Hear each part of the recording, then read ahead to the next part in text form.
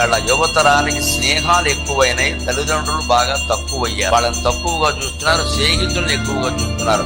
అమ్మ ఒక పని చేస్తే చెయ్యి, నాన్న ఒక పని చెప్తే చెయ్యి. ఫ్రెండ్ పిలిచాడనగానే మాత్రం బండి ఆరోగ్యంలో పెట్టి పరిగెట్టేస్తారు. తల్లిదండ్రుల మాటకి విలువ ఇవ్వడమే చాలా ముఖ్యం. ఉంటారు ఫ్రెండ్స్ ఉంటారు కూడా, రెండింటి మధ్యలో పోటీ లేకపోతే నీ స్నేహితుల మాటకి విలువించుకో. తప్పు రెండింటి మధ్యలో పోటీ వస్తే మా నాన్నగారు ఒప్పుకోరు, మా అమ్మ ఒప్పుకోదని చెప్పాలి ఖచ్చితంగా. అప్పుడు ఆ స్నేహితులు కూడా నేర్చుకుంటారు ఎలా ఉండాలి. స్నేహం కోసం తల్లిదండ్రులని విడిచిపెట్టవద్దు. అలాగే తల్లిదండ్రులే స్నేహితులు అనుకోవాలి. కొంతమంది ఎదిగిన పిల్లలు, ఆడపిల్లలు ముఖ్యంగా ఎలా ఉంటారు, మా అమ్మే నాకు గొప్ప ఫ్రెండ్ అంటారు. తల్లి ద్వారా నేర్చుకుంటారని. బహుశా ఆవిడకి ఇప్పుడు చాలా చిన్న వయసులో పుట్టుండొచ్చు కూడా. యవ్వనంలో ఉండే అమ్మాయి మనస్సు ఏమిటో ఆ తల్లికి తెలిసినట్టుగా వేరే వాళ్ళకి ఎలా తెలుస్తాయి. అందుకని ఊళ్ళో వాళ్ళు ఎవరన్నా అడిగితే మా అమ్మే నాకు స్నేహితురాలు, వేరే స్నేహితురాలు నాకు అక్కలంటే ఆ తల్లి ఎంత ఆనందిస్తుంది, తండ్రి ఎంత ధైర్యంగా ఉంటాడు. ఆ ధైర్యాన్ని తల్లిదండ్రులు ఇవ్వకపోతే బతుకు దండ.